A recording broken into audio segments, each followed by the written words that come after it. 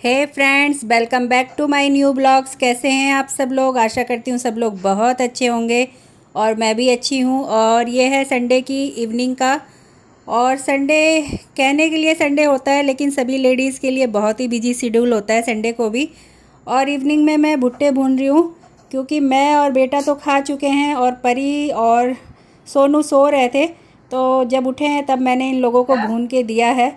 और ये लोग फुल इंजॉय, संडे का फुल इंजॉय तो हस्बैंड और बच्चे ही करते हैं। मतलब लव के एग्ज़ाम चल रहे हैं तो वो तो पढ़ने में बिजी है।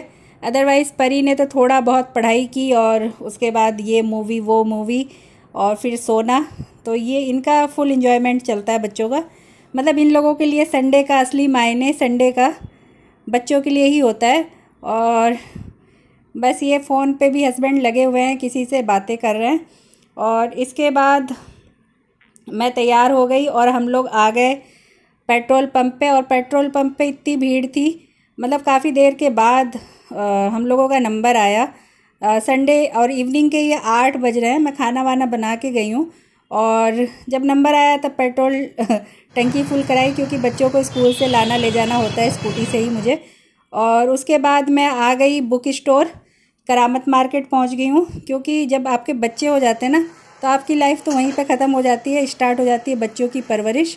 तो डेली कुछ ना कुछ घटा होता है, अगर बच्चे पढ़ने वाले हैं या वैसे भी, तो डेली कुछ घटा होता है कि जो बच्चों को चाहिए होता है। तो बस वही चीज़ें लेने गई हूँ और मिल गई है मुझे। और बस यहाँ से निकलूँगी। और आजकल क्या है कि मॉर्निंग में तो इतनी बाहर चहल पहल नहीं होती है धूप के कारण, लेकिन इवनिंग में 5-6 बजे से 6 बजे से रात के 11 बजे तक काफ़ी चहल पहल दिखती है।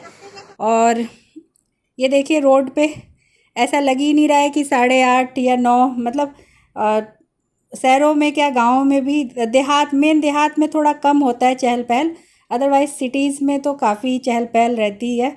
और उसके बाद मैं सीधे पहुंच गई सब्जियां लेने। और ये लड़का गांव से आता है भैया जो है, और काफ़ी अच्छी सस्ती सब्जियां देता है।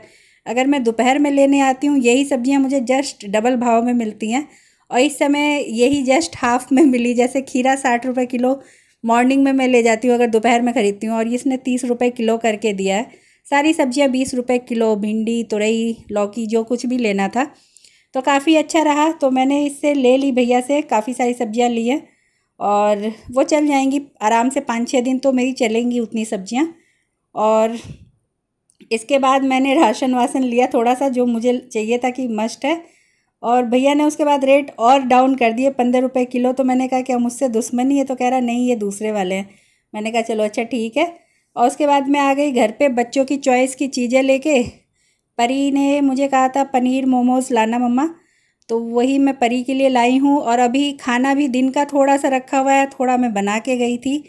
और बेटे के लिए मैं लेके आई हूँ कबाब पराठा। मतलब इन दोनों को जो पसंद है वही लेके आती हूँ। परी को मोमोज ज़्यादा पसंद है। और बस परी को मैंने कहा देख लो परी, वही है जो तुम कह रही थी। तो परी भी खुश हो गई। मतलब बच्चों को ज़्यादा कुछ नहीं चाहिए होता, थोड़ा बहुत में ही हैप्पी हो जाते हैं। और इसके बाद मैं इनको खाना भी दे दूँगी। ये मैं बहुत ज़्यादा लेके नहीं आई हूँ कि इससे डिनर हो जाए इन लोगों का। बस मतलब एक स्नैक्स के तौर पे ही थोड़ा सा खा लेंगे, उसके बाद डिनर तो करना ही है। और बच्चों को दे दिया। उसके बाद मैं आ गई किचन एरिया में।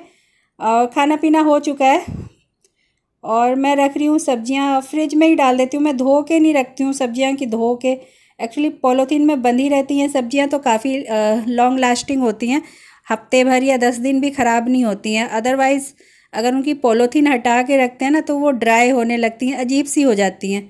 तो इस वजह से मैं पॉलीथीन नहीं हटाती हूँ सब्जियों की। तो कोई सेंस ही नहीं बनता कि उसको वॉश करके रखें। हाँ, करोना था तब वो अलग वो था कि सारी सब्जियां धुली जा रही हैं सोडे के पानी में या फिर उसके बाद सुखा के पोंछ पोंछ के स्टोर की जा रही थी। अब ऐसा कोई डर है नहीं।